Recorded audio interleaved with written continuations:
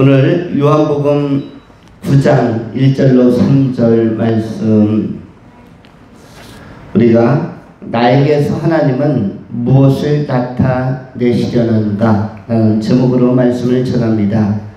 우리가 요한복음 9장 1절로 3절을 한 번 더 확인해 봅니다. 예수께서 길을 갔을 때에 날 때부터 맹인된 사람을 보신지라. 제자들이 물어 이르되 라비여, 이 사람이 맹인으로 난 것이 누구의 죄로 인함이니까? 자기니까 그의 부모니까? 예수께서 대답하시되 이 사람이나 그 부모의 죄로 인한 것이 아니라 그에게서 하나님이 하시는 일을 나타내게 하신지라. 이 말씀입니다. 오늘 본문을 세 가지로 나눠 정돈합니다. 첫 번째, 우연은 없다. 우연은 없다. 두 번째, 선택은 있다.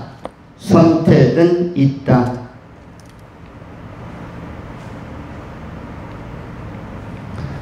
세 번째, 섭리는 있다.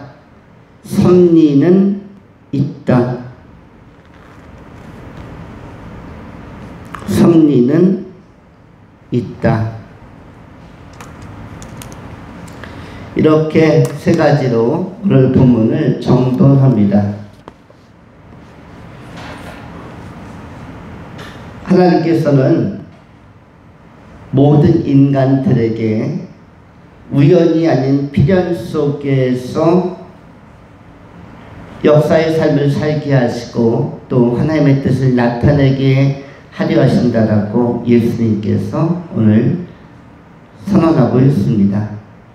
그렇다면 한소경 맹인에게서도 하나님의 뜻을 나타내려 하신다면 나에게는, 우리들에게는 하나님의 뜻을 나타내려고 하는 의지가 없으실까?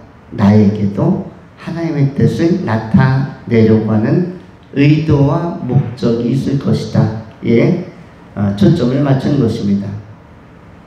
맹인의 사례를 2000년 전에 발생했던 맹인의 눈을 뜨는 사건을 통해서 오늘날 2000년 후에 나에게도 하나님께서 나를 통해서도 하나님의 뜻을 나타내려 하신다는 것입니다. 우리가 본문을 통해서 중요한 것은 내 인생이죠. 우리의 인생입니다. 우리 각인의 인생인데 현대를 살아가는 성도님들의 삶 속에서 하나님은 어떤 뜻을 나타내려고 하시는가, 이것을 점검해 보는 것입니다. 그래서 먼저 생각하는 것은 우연은 없다라는 것입니다. 우연은 없다. 오늘 본문에서 날 때부터 맹인된, 소경된 사람이 있었습니다. 날 때부터 맹인의 상태 속에서 어떻게 보면 나쁜 컨디션, 나쁜 환경, 불우한 여건 속에서 출발한 사람이 있었다는 것입니다. 우리 교회에도 새끼 고양이 한 마리가 있는데 눈의 상태가 만만치가 않습니다. 심상치가 않습니다. 고양이 눈은 원래 크고 시원한 맛에, 그리고 쌍꺼풀과 시원한 눈이 매력적이고, 그리고 빨려들 것 같은, 원래 생후 2개월이나 3개월 정도 된 고양이는 눈이 엄청나게 예쁩니다. 그래서 고양이 키우는 맛을 그 생후 2개월, 3개월 때 발견하게 되어지고 그 시기에 분양도 잘 되는 시기입니다. 이것은 강아지들도 마찬가지고 대부분의 햄스터라든지 귀여운 반려동물은 2개월, 3개월이 가장 꽃피는 때입니다. 미모가. 그런데 저희 교회에 있는 꼬마 고양이는 가장 시원하고 아름다워야 할 눈이 가장 우울해 보입니다. 과연 바깥 세계가 보이는지 보이지 않는지가 조심스러울 만큼 눈에 큰 병이 와 있습니다. 제가 오늘 오전 8시에 백석 읍내를 나가서 약국 열린 곳에 가서 항염할 수 있고 소독할 수 있는 안약을, 뿌리는 안약을 사가지고 왔습니다. 사실 오늘도 눈에 소독을 좀 해주었어요. 얼마나 효과가 있을지는 잘 모르겠습니다. 그러나 일단 두 눈 중에 한 눈이라도 보이는 눈으로 갔으면 좋겠다. 두 눈 중에 한쪽 눈은 앞으로 시력을 상실할 가능성이 상당히 높다라는 예감과 추정 때문에 한 눈만 가지고도 적응하면은 그 고양이의 생애를 살아갈 수 있기 때문에 한 눈만이라도 좀 살려보자. 조금 상태가 덜 나쁜 눈만이라도 한번 살려보자. 근데 한쪽 눈은 그 이미 가려움이 정도를 지나쳐서 딱지가 지고 염증이 발생하고 이것을 간지러우니까 발톱으로 건드리다 보면 고양이 발톱은 인간의 손톱보다도 세균이 많고 더 날카롭죠. 그러면서 피부의 껍질 그 염증이 아무 것이 떨어지는 것 같은 것이 눈의 각질에서 떨어지니까 상당히 상태가 나쁠 수밖에 없습니다. 그것이 반복되다 보면 출혈도 나고 또는 각막 손상이 심하게 와서 안구에 큰 문제가 생길 수도 있을 것 같다라는 느낌이어서 가끔가다 그 안약을 조금 이렇게 투약해 주기도 합니다. 그러면서도 한편으로 예감은 나중에는 맹고가 되겠다. 맹인은 아니지만 오늘 본문에서는 맹인이지만 시력을 상실한 고양이를 맹고라고 하죠. 맹고가 될 수도 있겠다라는 느낌적 느낌을 받게 됩니다. 그런데 이와 같이 시력을 상실한, 그래서 이른바 맹인으로서의 길을 걸어가고 있는 사람이 오늘 본문에 나타나고 있는 것입니다. 이 맹인, 헬라어로는 티플로스라고 하는 이 맹인은 사물을 지각할 수 없는, 감각할 수 없는 흑암 가운데 쌓여 있는 상태를 맹인 티플로스라고 표현합니다. 이 티플로스는 사물에 대한 인식이나 인지나 감각이 불가능한, 그런데 요한복음에서 이 맹인의 사례를 예수님께서 소개하는 것은 두 가지의 중의적인 의도 때문에 오늘 맹인을 등장시킨 것입니다. 첫 번째는 실제 맹인이 있어서 이 사람을 치료하려고 하는 것이고, 두 번째는 구약 시대의 선입견은 뭐였냐면 죄가 있으면 질병이 발생한다. 죄가 질병으로 발현될 수 있다 라는 인식이 있었습니다. 구약시대의 대표적인 질병 중에 하나가 문둥병, 나병이 있었는데, 문둥병이 나면은 제사장들에게 찾아가서 기도받고 치료받으라 라는 것이 구약의 율법에 나와 있죠. 그래서 구약시대의 문둥병이나 나병은 죄와 상관성이 있는 것처럼 그렇게 기술이 되어져 있습니다. 그런데 그러한 전통적인 죄가 질병으로 이렇게 외표되고 표현되고 발현되는 것, 드러나는 것, 이런 것이 신약시대에 와서도 계속적으로 연속성을 갖는가에 대해서 바리새인이나 당시의 사람들이 예수님께, 또 제자들이 오늘 본문에서 이전에 또 질문을 하는 것입니다. 이러할 때 예수님께서 뭐라고 말씀하셨습니까?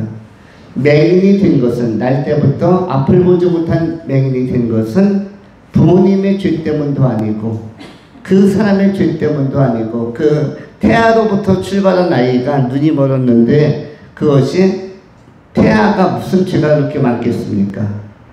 그런데 선입견과 구약적 전통에 의하면 그 아이가 죄가 많아서 장애를 가지고 태어났다라는 선입견이 있었던 거죠. 맹인으로 태어났다.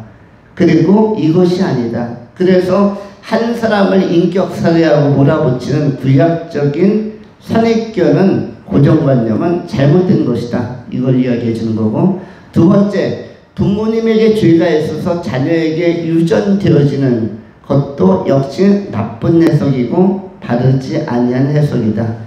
부모님의 죄와 그 다음 세대의 어떤 유전적인 계승, 전이 이것은 상관성이 없다. 관련성이 없다. 그러면서 모든 상태에는 하나님께서 그 사람을 통해서 하나님의 뜻을 나타내려 하심이라. 이렇게 오늘 요한복음 9장 3절에 선언해 주고 있는 것입니다. 그래서 원망할 것은 없다는 것입니다. 날 때부터 맹인이고 소경이고 앞을 볼 수 없었지만 원망할 필요는 없다. 여러분의 그 어린 시절, 요즘에는 문화적으로 대한민국이 굉장히 성장한 시대에 태어나고 MZ세대들이 활동하는 시대이지만 지금 어른들은 어린 시절이 그렇게 유복하거나 행복하거나 풍부하지 않았습니다. 최소한 50세 이상의 연령을 가지고 있는 분들은 그들의 어린 시절이 만만치 않은, 누구나 다 공통적으로 조금씩 가난을 경험하면서 또 불편을 경험하면서 성장을 했습니다. 그러면서 몇십 년 전 1970년대, 80년대, 60년대 또 50년대에 태어나서 성장한 분들은 이렇게 생각을 했습니다. 한반도에 태어난 것이 행운일까 불운일까, 행복인가 불행인가. 그러면서 조금이라도 조금 더 나은 나라에, 미국 같은 나라에, 유럽 같은 나라에, 스웨덴이나 프랑스나 영국에 태어나면 얼마나 좋았을까. 내지는 자기의 얼굴을 거울로 들여다보다가 나는 왜 백옥같이 흰 피부가 아닐까, 조금 더 맑고 투명하고 새벽 이슬 같은 피부, 백옥 같은 피부라면 얼마나 좋을까. 그런데 나는 아무리 봐도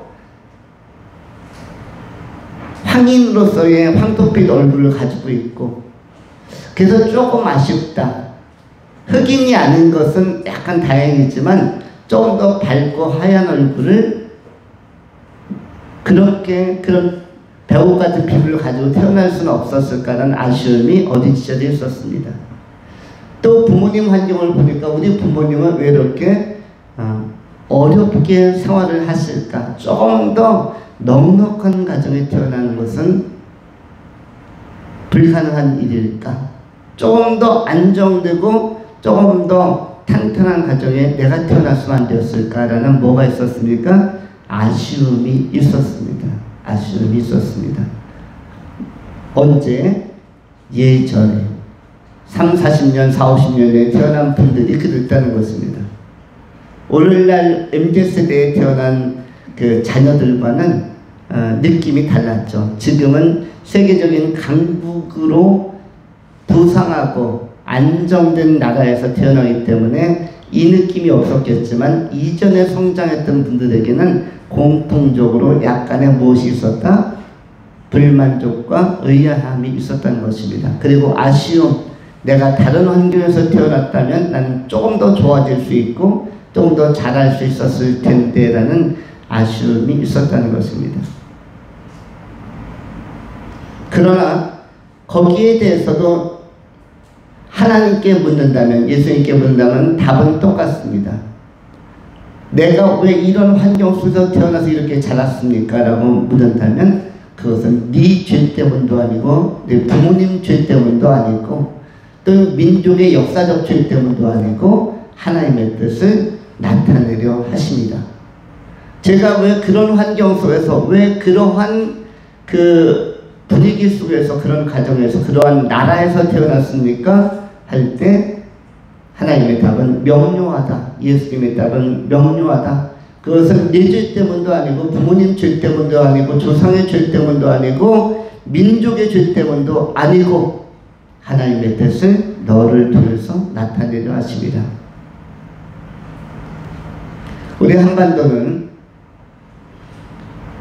예전부터 두 가지 개념을 가지고 나라가 지탱되어져 왔습니다. 첫 번째는 섬나라적인 분위기, 두 번째는 샌드위치적인 나라적 분위기. 섬나라라는 건 뭐죠? 우리는 이전에는 압록강 위쪽이 막혀 있어서 밑으로만 진출할 수 있었습니다. 동해, 서해, 그리고 남해 이쪽으로만 진출할 수 있어서 북쪽으로 갈 수 없으니까 거의 막혀 있으니까 섬이에요. 섬. 우리는 섬나라적 지형을 가지고 있고, 거기다가 휴전선이 38선이 그어지면서 6.25 이후에는 더 섬입니다. 북쪽으로 올라갈 수가 없고, 우리가 동해바다에도 여름에 휴가나 피서나 수련회도 가보지만 저 소금강 이후로 강원도 화진포 고성 이후로 올라갈 수가 없습니다. 밑으로만 가야만 하는 섬의 위치를 지형적으로 가지고 있고, 또 서해바다 쪽으로 가더라도 강화도 넘어서 대청도, 백령도 그 이상 올라갈 수가 없습니다. 밑으로만 갈 수밖에 없어요. 그래서 섬입니다. 서해, 남해, 동해, 섬나라와 조금도 다르지 않은 지형을 가지고 있습니다. 그래서 무엇이 발달하는 거죠? 대한민국이 전 세계에서 제일 발달한 산업이 뭡니까? 해운업이죠. 해운업. 지금 우리 대한민국에서 굉장히 많은 군함들이 만들어지고 있고, 그 중에서 놀랍게도 우리 교회 설교에서도 나왔습니다만 지금 항공모함이 만들어지고 있습니다. 항공모함이 지금 현대해운에서 이미 착수를 했고 2년차 시공에 들어가 있습니다. 항공모함인데 처음부터 크게 만들 수 없어서 6만 톤급의 경항공모함, 전투기를 20대에서 30대 한 번에 싣고 출격할 수 있는 것을 지금 진수하기 위하여 지금 이미 착수에 들어갔습니다. 항공모함을 가진 나라는 전 세계에 한 7, 8개 국가밖에 되지 않습니다. 미국, 중국, 러시아, 일본, 영국, 그 정도인데 그 위에도 한두 개 나라가 있겠지만 많지가 않습니다. 여러분, 러시아가 항공모함 몇 대 가지고 있을까요, 현재? 러시아는 군사 강국이라고 합니다. 핵폭탄도 많이 가지고 있다고 하죠. 근데 항공모함이 몇 대일까요? 딱 한 대. 그것도 50년 전에 만들어서 완전히 노후화돼 가지고 100m 가면 고장, 100m 가면 고장 나는 거. 그리고 두 번째 항공모함 못 만들고 있어요. 이것만 매일 고치느냐고 50전 소위 다 가서 사실은 바다에 떠 있는 뭡니까? 고철덩어리입니다. 러시아 거는. 그래서 러시아 거는 항공모함도 아니다라고 보시면 좋고요. 일본은 비행기 전투기 50대 정도 바로 출격할 수 있는 스텔스기 출격할 수 있는 항공모함을 이미 가지고 있습니다. 중국도 두세 척의 항공모함을 가지고 있는데 성능은 좋지 않지만 현재 가지고 있습니다. 또 영국, 프랑스 정도가 한두 대 가지고 있을 정도입니다. 미국만 한 12대 가지고 있고요. 경항공모함까지 20대를 가지고 있습니다. 그런데 한국에서 지금 야심차게 지금 몇 대의 항공모함을 이미 제조에 들어갔습니다. 굉장히 다부진 것이죠. 그것도 외국의 기술로 하는 게 아닙니다. 순수한 대한민국의 기술을 가지고 착수에 들어갔습니다. 6만 톤급. 이건 해군의 구축함하고 비교가 안 되는 것이 항공모함입니다. 그런데 처음부터 10만 톤, 20만 톤, 100대, 200대 비행기를 실어 나눌 수 있는 세계적인 월드 클래스의 규모로 만들면은 주변 국가의 그 어필 또 그 항의가 많이 들어올 거기 때문에 너희들 뭐 아시아 패권을 잡으려고 하느냐 견제가 많이 들어오기 때문에 6만 톤급부터 지금 제조 중입니다. 그런데 이것을 누구의 기술로? 우리의 기술로. 우리가 왜 이렇게 해운업이 발달한 것이죠? 우리는 섬과 같은 위치를 가지고 동해, 남해, 서해를 계속 발달시켜 왔기 때문입니다. 그 바다와 가까워 있기 때문에 아주 풍성한 원양 어업부터 배, 제조, 시설, 항만 시설까지 잘 되어져 있는 나라입니다. 그런가 하면 또 한 가지 뭐라고 했죠? 섬나라적 지형과 함께 샌드위치적 나라, 지형. 샌드위치, 우리는 가운데 꼈고 우리를 위에서 누르는 건 뭐예요? 중국과 북한, 러시아가 위에 샌드위치 빵 뚜껑과 같습니다. 우리는 가운데 껴있어요. 밑에는 뭐가 있어요? 일본이 있습니다. 일본이 또 샌드위치 밑에 빵과 같아요. 우리는 그 가운데 낀 나라입니다. 낀 나라. 낀 세대라는 이야기도 있죠. 낀 세대. 그런데 우리는 낀 나라입니다. 낀 햄버거의 어디예요? 가운데 위치해 있습니다.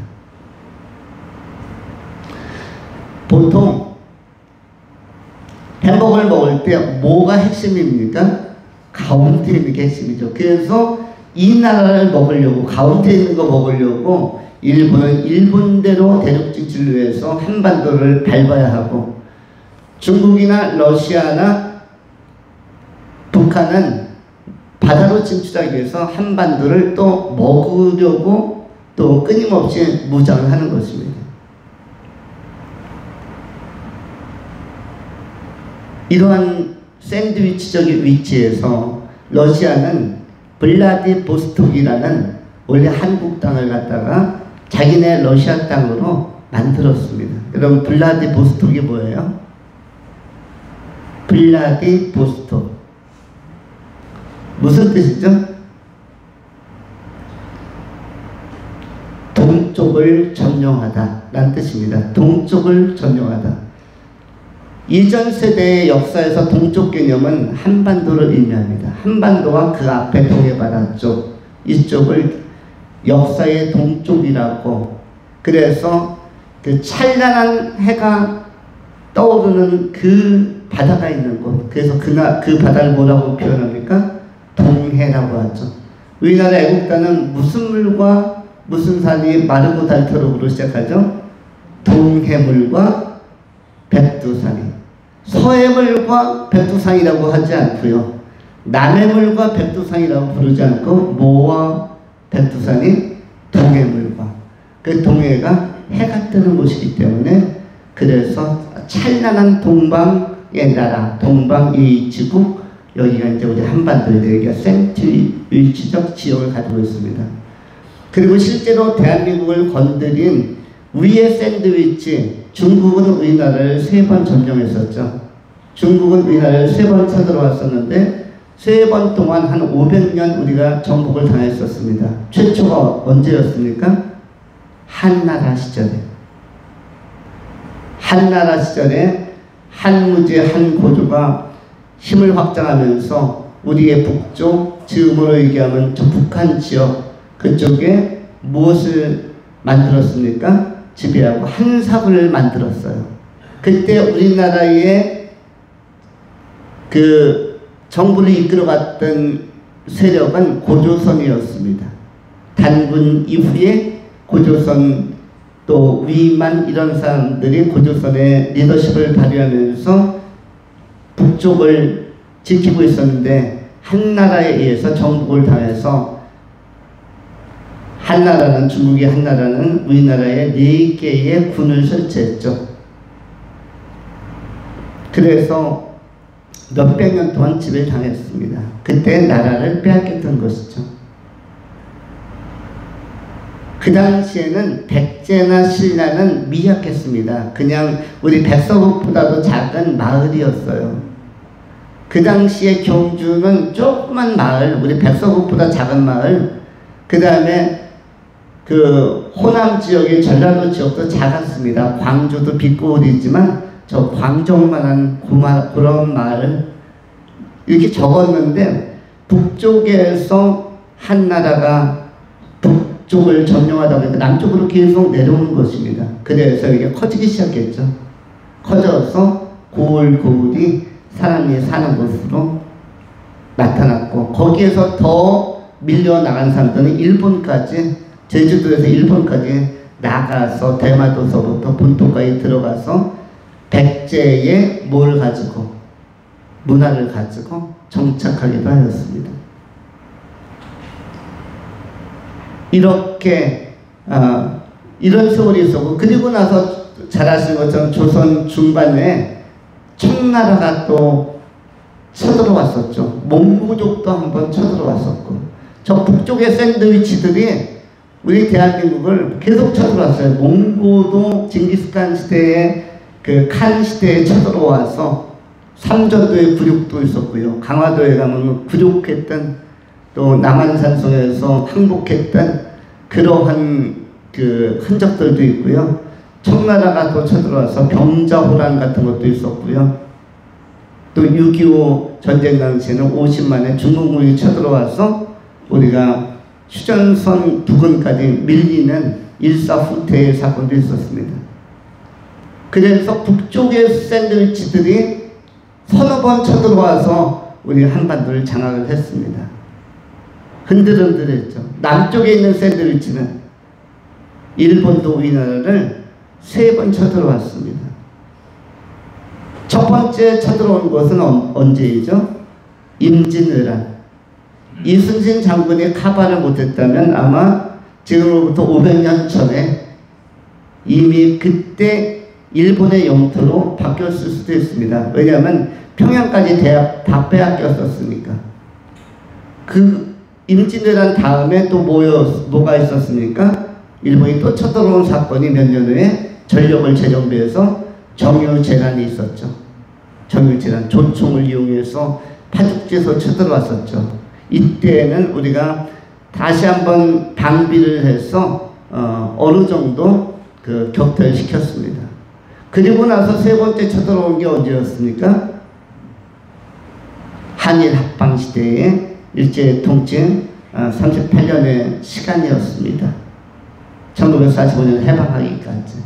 이렇게 우리는 위의 샌드위치들도 우리를 계속 호시탐탐 쳐들어왔고 밑에서도 쳐들어왔어요. 가운데 낀 나라였습니다. 그런 나라에 태어났기 때문에 조선 말기 우리나라의 백성들은 힘들었고, 거기다가 그 당시에 그 노비제도가 있었죠. 상민, 양반, 천민 뭐 이런 그 여러 가지 3단계의 어떤 인도의 카스트 제도처럼 인종을 차별하는 제도가 있어서 그것이 뭐 전 세계적으로 다 있었던 시대였습니다만, 그래서 또 그 노예로 살았던 사람들은 3분의 1이 엄청나게 고전을 면치 못했고요. 천민 세력이 있었죠. 그런 모든 것들이 우리 대한민국에 태어난 사람들을, 한반도에 태어난 사람들 예전에는 굉장히 우울하게 했었습니다. 거기다가 6.25 빵 터지면서 너무 많이 그나마 아슬했던 집, 흙으로 지었던 집도 다 무너지고 초토화되면서 상당히 긴박했던 역사적 과거가 우리들의 그 선조와 우리들의 어머니 아버지 세대에 있었습니다. 그러다가 지난 50년 동안 비약적으로 발전을 했죠. 비약적으로 발전한 그 동력이 되는 2가지의 사건을 사람들은 이렇게 찾습니다. 하나는 타산지석, 베트남 전에서 찾았다고 하는 사람이 있고요. 베트남 전쟁에서 한국이 발전할 수 있는 기틀이 마련되었다는 첫 번째, 두 번째는 한국인의 문화. 이 2가지가 현재 세계 7위, 8위까지 올라가는 이 강력한 그 저력 발전의 동력이 되었다라고 분석을 합니다. 베트남전은 뭐였다고요?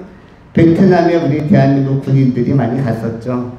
파병이 되었습니다. 월남전 참전했습니다. 그런데 그것에서 타산지석이라는 게 뭐냐면, 베트남전에서 1970년도에 미국이 갑자기 철군을 했다는 사실이 엄청나게 한국 사람들에게 충격을 주었습니다.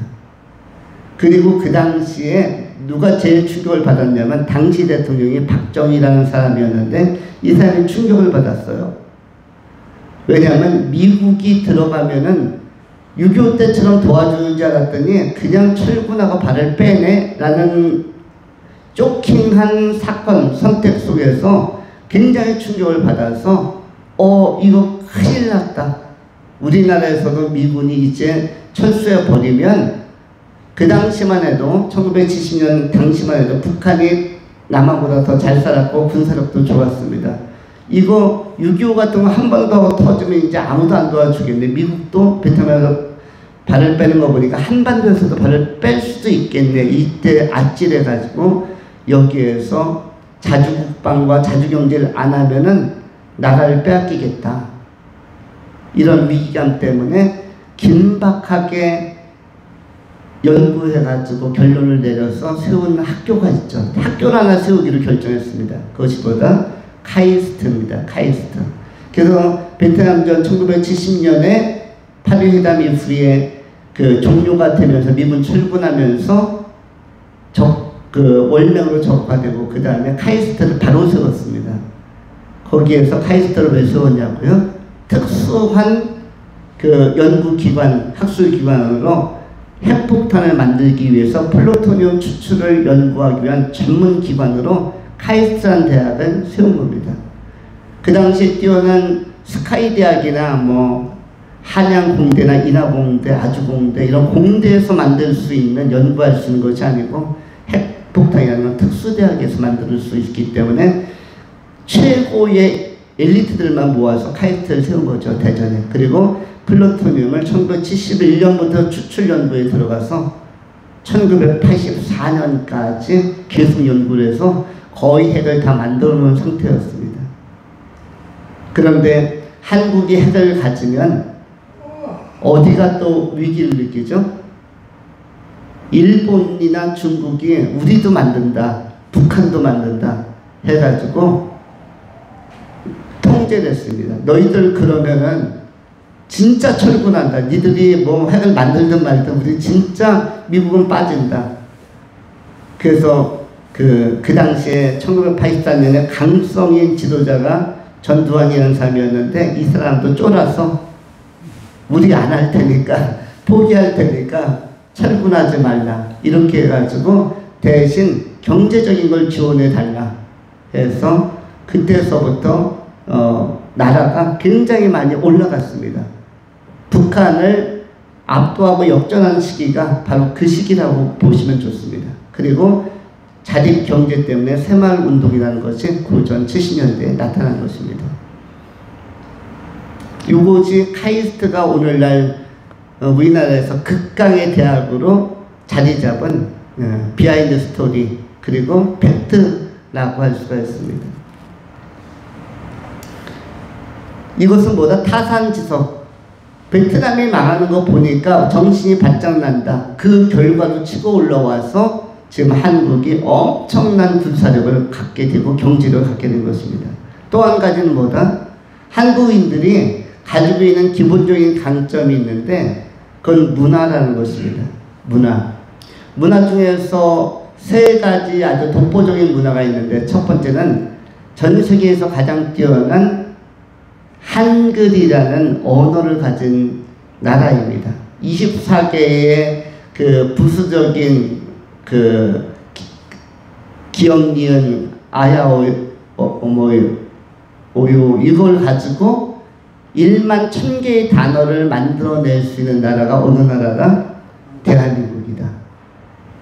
그리고 전 세계에서 그 발생하는 모든 현상을 음운으로 단어로 만들 수 있는 나라, 발음으로 만들 수 있는 나라, 이것이 대한민국이고 한글인데 일본의 일본의 문자들은 아직도 미완성이어서 그 완성도가 떨어지고, 그래서 일본 사람들은 한국 사람들보다 영어를 잘합니까? 못합니까? 영어를 못합니다.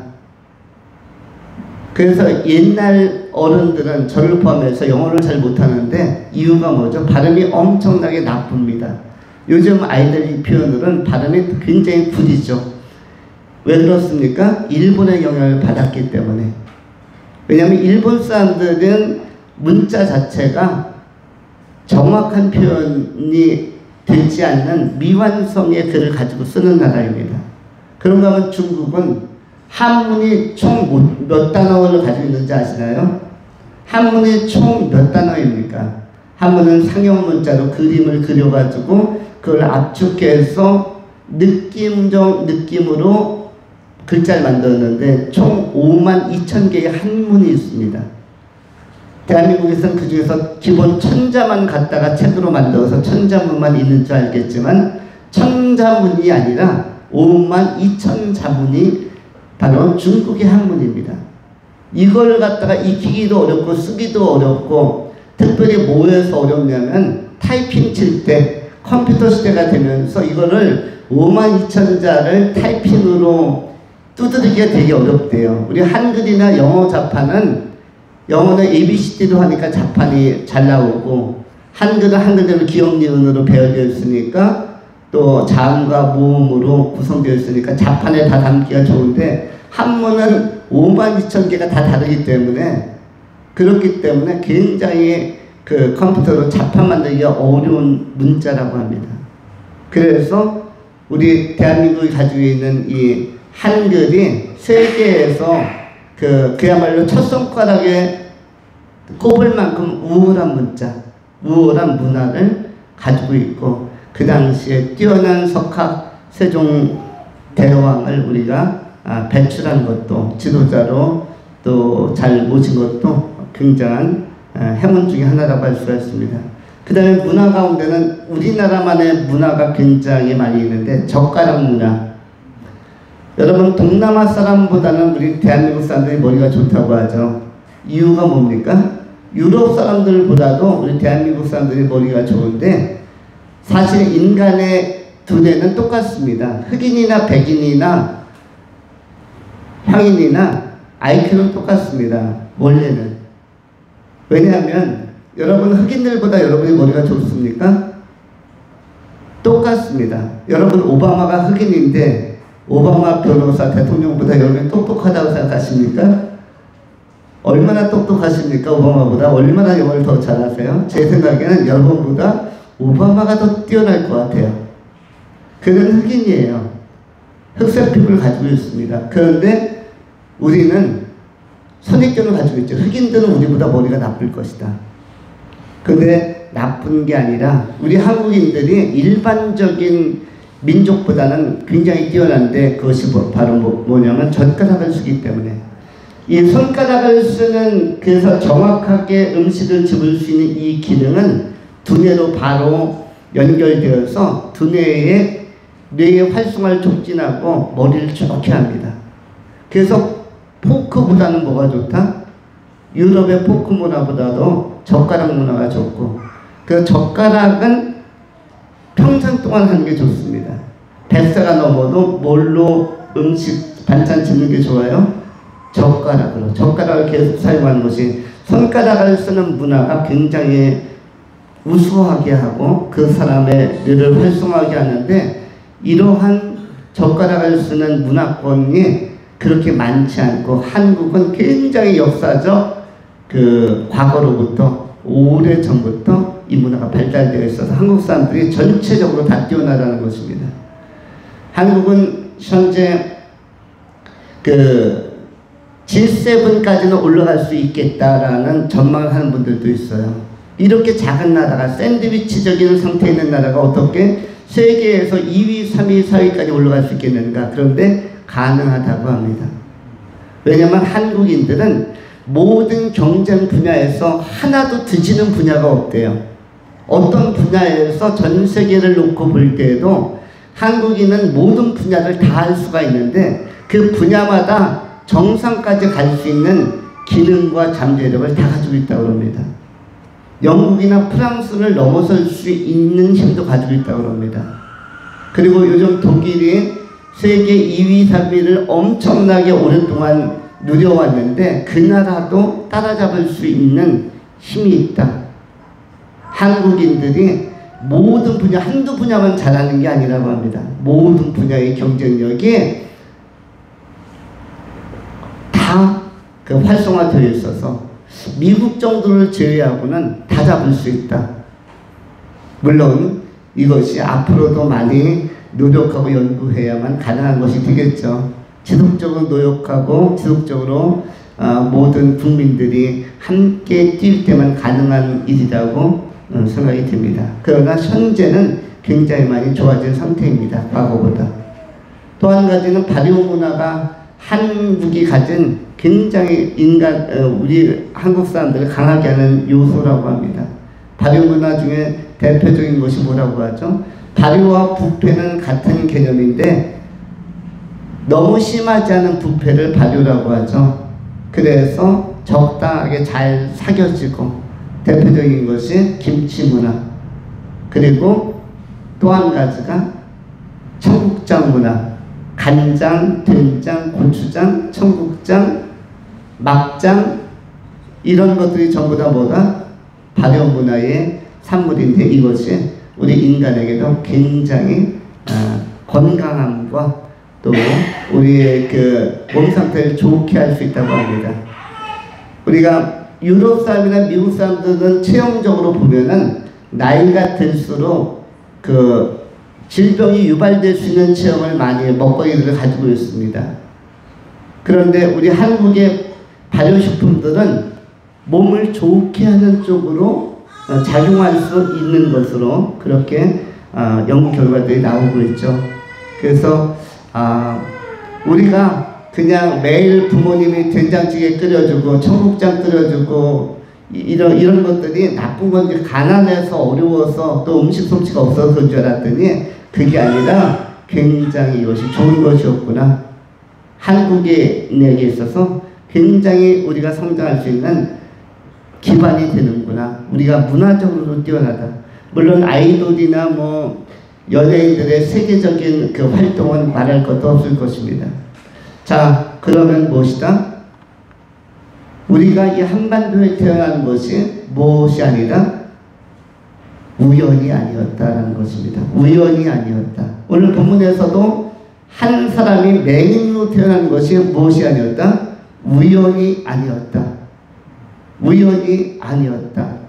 그리고 우리가 역사적으로 일본 식민 지배도 받고 북한의 침략도 받았지만 이것도 우연이 아니었다. 그러면서 뭐가 들어왔습니까? 그 와중에 복음이 들어오고 또 미국과의 밀착 속에서 복음적인 선교사들이 들어오고 의료기술과 학문적인 학술 기관, 교육기관이 들어오면서 한국의 교육열과 그 수준도 굉장히 높아졌고 짧은 기간에 굉장히 선진국까지 진입하는 것에는 바로 이 역사적인 아픔들도 어떻게 보면 굉장히 유효하게 작용한 것이라고 할 수가 있습니다.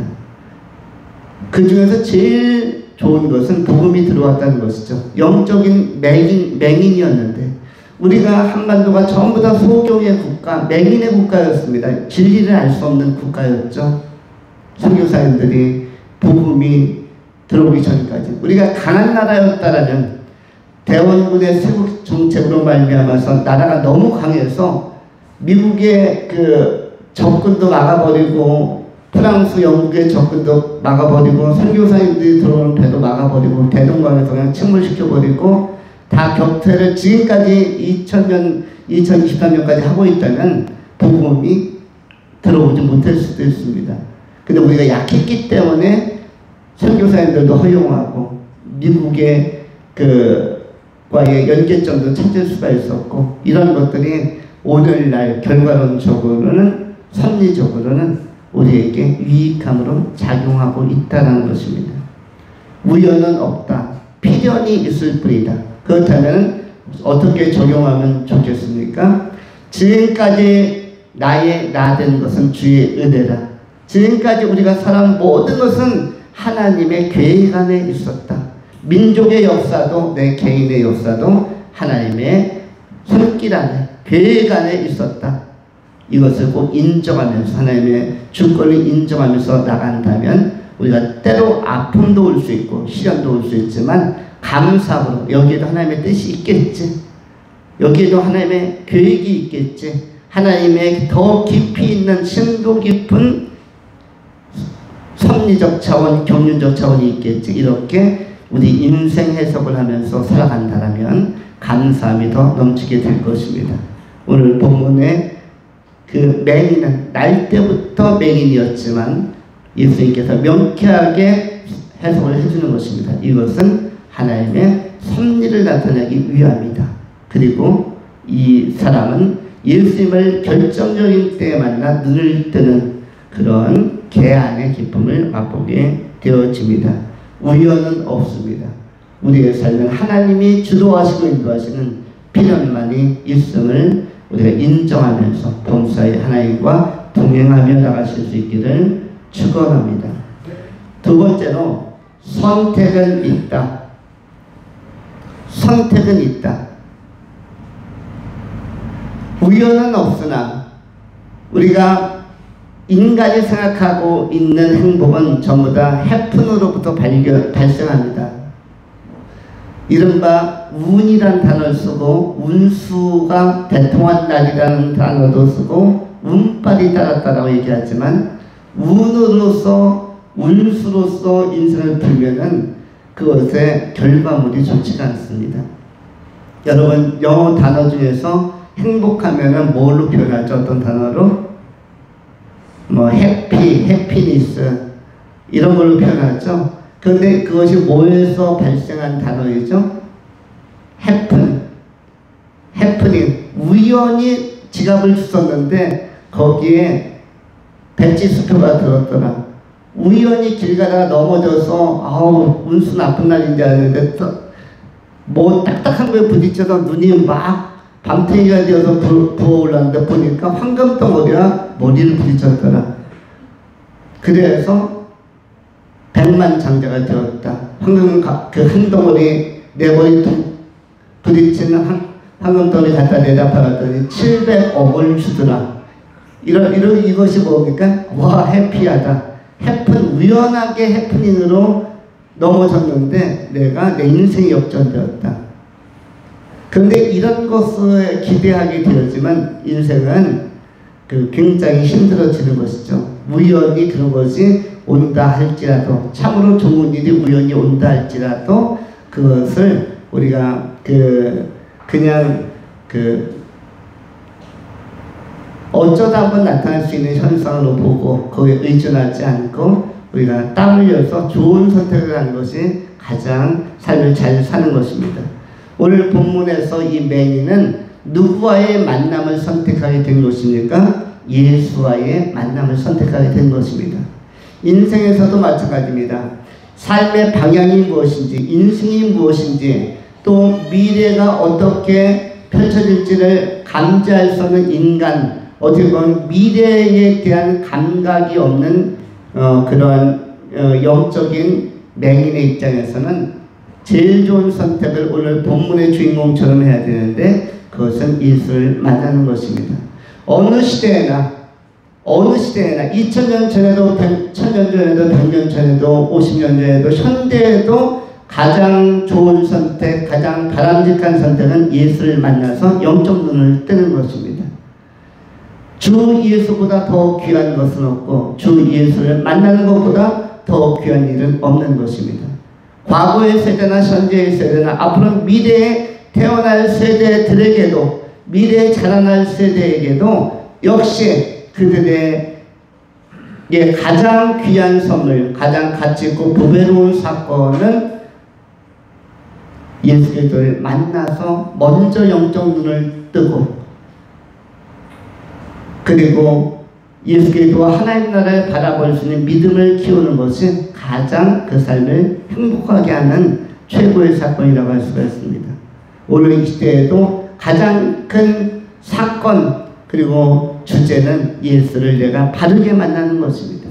바르게 만나고 영적 눈을 밝게 떠서 새로운 시각을 가지고 하나님의 나라도 보고 영적 세계도 보고 영적 비전을 가지고 미래를 바라보며 간다면 우리가 위축되거나 당황하지 않고 모든 것이 협력하여 선을 이룬다는 말씀을 의지하면서 내 삶은 합력되고 있고 오늘도 하나님의 선을 이루기 위하여 합력되는 날이며 이 순간도 하나님의 선을 이루기 위한 섭리적 합력에 기여하는 시간이고 의미를 갖는 시간이다라고 생각한다면 범사에 감사하고 항상 기뻐하고 또 기도하는 삶이 가능해질 것입니다. 감사가 넘치고 기쁨이 넘치고 기도 생활이 회복되어지는 그러한 행복한 선택이 복음 안에서 여러분에게 주어지고 그것을 소중한 가치로 간직해 가실 수 있기를 축원합니다. 마지막 세 번째로 섭리는 있다. 우리 대한민국 사람들의 강점, 한국을 굉장히 좋아하는 사람들, 이른바 국수주의자들 내지는 한국인에 대한 대단한 프라이드와 자긍심을 가진 사람들은 한국이 세계에서 탑3 안에 들어가는 민족성을 가지고 있지 않을까요? 또는 특별히 두뇌가 좋은 게 아닐까요? 우리가 유대인과 비기지 않을까요? 이렇게 이야기하려는 분들이 있습니다. 그런데 현 인류는 전부 다 노아의 자손들입니다. 전 인류는 사실은 한 가족이에요. 그래서 민족 공동체, 역사 공동체, 세계 공동체라는 말을 쓰는 것은 나쁜 표현이 아닙니다. 정확한 표현입니다. 우리의 할아버지는 노아입니다. 우리의 할아버지는 노아이고 전 세계는 같은 피를 가지고 있습니다. 그래서 수혈이 가능합니다. 여러분, 백인과도 수혈이 가능하고 흑인과도 수혈이 가능합니다. 왜냐하면 한 피니까. 그리고 IQ 두뇌 다 똑같습니다. 흑인 중에도 뛰어난 사람들 많고요. 까마 잡잡한 사람 중에도 뛰어난 사람 많습니다. 까마 잡잡한 사람. 어느 나라가 까마 잡잡합니까? 예를 들어서 인도 같은 나라. 여러분, 인도 사람들이 수학 천재들이 엄청나게 많다는 거 아시죠? 과학 천재들도 많습니다. 엄청난 지혜를 가진 사람들이 인도에 많습니다. 그래서 우리는 석가라는 사람이 중국 사람도 아니고 일본 사람도 아니고 태국 사람도 아니고 어느 나라 사람이라는 것을 알고 있죠? 인도 사람. 인도 사람을 따르는 인도의 한 까마잡잡한 노인을 따르는 추종자가 전 세계에 한 5억 이상 되지 않습니까? 불교의 추종자들이, 신도들이. 그만큼 까마잡잡하다. 이 피부색이 그 사람의 머리와 IQ를 결정하지도 않습니다. 그렇다고 해서 우리 황인종도 역시 마찬가지로 대등합니다. 여러분, 노벨상 일본 사람들 엄청나게 많이 타고 있죠.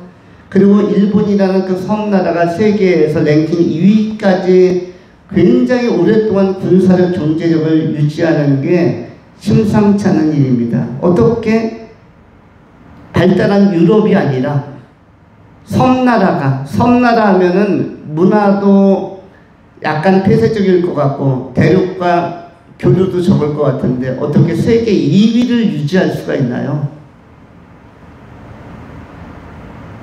그것은 물론 두 가지 요인이죠. 하나는 기본적으로 인간은 다 우수하고 잠재력이 있고 잠재성이 있고 그것을 개발시켜주는 현실성, 그 잠재태를 현재의 상태로 바꿔주는 데는 미국과 또 포르투갈이나 유럽의 문명을 흡수하는 힘이 있었고 그것을 메이지 유신이라고 하죠. 그리고 또 한 가지는 지형학적으로 여기 쳐들어오는 나라가 없습니다. 다른 나라는 대륙과 연결돼서 불리한 게 쳐들어가요. 영국과 프랑스도 100년 전쟁을 하기도 하고요. 독일과 러시아도 전쟁하고 오스트리아와 이탈리아 전쟁하고 이집트와 이스라엘 전쟁하고 대륙까지 연결되어 있으면 그냥 계속 전쟁을 합니다. 그런데 일본 섬나라니까 쳐들어온 나라가 거의 없어요. 그리고 미국과 연계수에서 지원받으니까 급부상해서 경제 그리고 군사 초강대국으로 가는 것입니다. 물론 우리 대한민국이 일본에 뒤지지 않는 잠재력을 가지고 있다고 그렇게 이야기를 하였습니다. 우리가 G2, G3, G4를 이야기한다는 것은 그만큼 일본도 못 가지고 있는 전 분야에 대한 전문성을 전체 국민이 다 가지고 있어서 쉽지 않은 우리나라는 작은 나라이지만 엄청난 포스를 가진 나라이다. 이렇게 생각하시면 좋습니다. 큰 것이 항상 힘이 있는 게 아닙니다. 여러분 반도체도 마찬가지고 여러 가지 컴퓨터 부품도 마찬가지인데 큰 컴퓨터가 좋은 게 아니라 압축하고 압축해서 핵폭탄도 뭐가 위력적이죠? 큰 핵폭탄이 위력적인 게 아니라 그것을 소형화시키는 탄두 미사일에다가 장착해서 언제든 쏠 수 있는 게 그 위력적인 것이죠.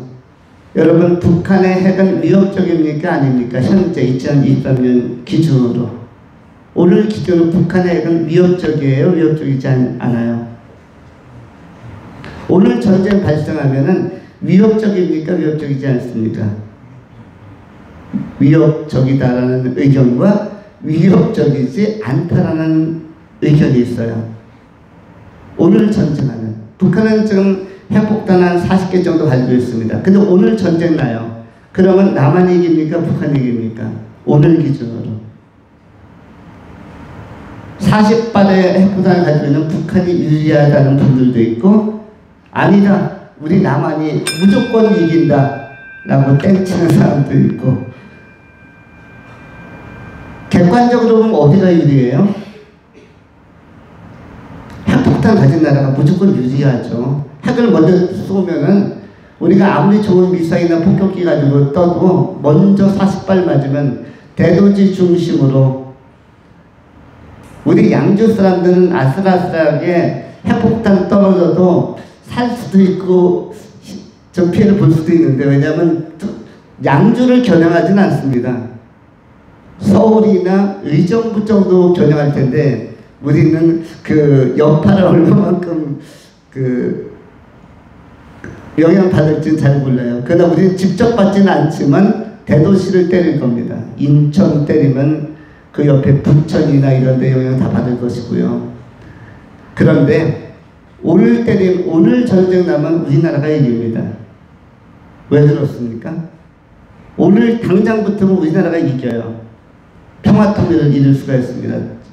압록강까지 다 탈환할 수가 있습니다. 오늘부터는. 이유는 북한이 핵폭탄을 가지고 있는데 뭘 못했어요? 소형화를 못했어요. 소형화를 해야만 미사일 앞에다가 핵탄두를 장착해서 우리를 쏠 수가 있는데 소형화를 못해서 이 결합이 잘 안 되는 거예요. 그래서 지금 실전에서 쓸 수가 없는 상태입니다. 그래서 북한이 지금 소형화하는 기술, 그 핵의 위력을 어떻게 작게 소형화해서 압축해서 일반 미사일에다 장착해서 쏠 수 있을까? 그 실험을 매일 하는 것입니다. 매일 한다는 건 뭐죠? 아직까지는 실패라는 것이에요. 왜냐하면 완성됐으면 실험을 할 필요가 없는 것이죠. 근데 매번 하는 게 뭐죠? 아직 완성을 못했다는 것입니다. 이것은 무엇이다? 작은 것이 위력적이다라는 것입니다. 큰 것이 위력적인 것이 아니라 작은 것이 위력적인 것입니다. 옛날의 컴퓨터들 1980년에 나온 컴퓨터는 굉장히 큰 컴퓨터였어요. 집채만한 컴퓨터로부터 시작해서 컴퓨터가 조금씩 적어지기 시작했습니다. 하드웨어가. 그런데 내용 기능은 훨씬 좋아지기 시작했죠. 요즘은 노트북만 해도 요즘에 출시되는 건 굉장히 좋고 스마트폰도 컴퓨터 기능이 다 들어가 있지만 굉장히 좋지 않습니까? 작은 데에 뭐 카메라 기능, 녹음 기능, 음악 기능, 뭐 모든 기능이 다 들어가 있죠. 작은 데에. 그래서 작은 것도 굉장히 아름답고 힘이 있을 수 있다. 작은 나라이지만 우리나라도 굉장히 저력 있는 나라이고 세계 탑클래스에 진입할 수 있다라는 것을 이야기합니다. 그런데 이제 말씀 맺으면서 섭리적으로 우리 대한민국은 신앙적으로도 마찬가지고 우리나라가 복음을 빨리 받아들여서 지금 전 세계 복음의 리더십을 누가 이끌고 있습니까? 대한민국과 미국 두 나라가 이끌고 있죠. 복음에 관심 있는 나라가 전 세계 400개 국가 중에 어느 나라가 있어요? 대한민국과 미국 두 나라만 살아있죠. 나머지는 신앙이 다 죽어 있습니다. 이스라엘도 아니고 영국도 아니고 모든 나라의 신앙이 다 죽어 있는데 그래도 살아있는 영과 진리로 예배하려고 하는 나라는 대한민국과 미국 두 나라입니다. 그런데 그 중에서 우리 대한민국은 아주 작습니다. 그러나 복음의 능력도 있고 복음의 확신도 있고 복음의 확산성과 가능성도 있고 굉장히 멋지고 매력적이고 하나님 보시기에는 이 지구촌 가운데 우주 가운데 굉장히 중요한 나라가 우리 한반도라는 것, 대한민국이라는 것은 기억할 필요가 있습니다. 그리고 거기에 주역이 지금 예수 믿는 여러분들인 것입니다. 여러분들을 통해서 하나님의 나라는 확장되고 또 하나님의 영광은 발현되고 실현되는 것입니다. 여러분 한 사람 한 사람이 하나님의 기쁨이 되는 사람들이라는 사실을 꼭 기억하면서 섭리적으로 여러분은 매우 중요한 위치에 있습니다. 지금부터 하나님과 더 친밀하게 교제하시면서 좋은 믿음 키우심으로 이 땅 떠나서 하나님의 나라에서는 상급도 크고 영생을 누리시는 하나님의 생명책에 모두가 기록되어지고 하나님의 나라에서 천국에서 풍성과 또 충만을 누리시는 승리하는 성도님들이 다 될 수 있기를 축원합니다. 기도하겠습니다. 할렐루야. 자비하신 하나님 감사합니다. 오늘 한 맹인의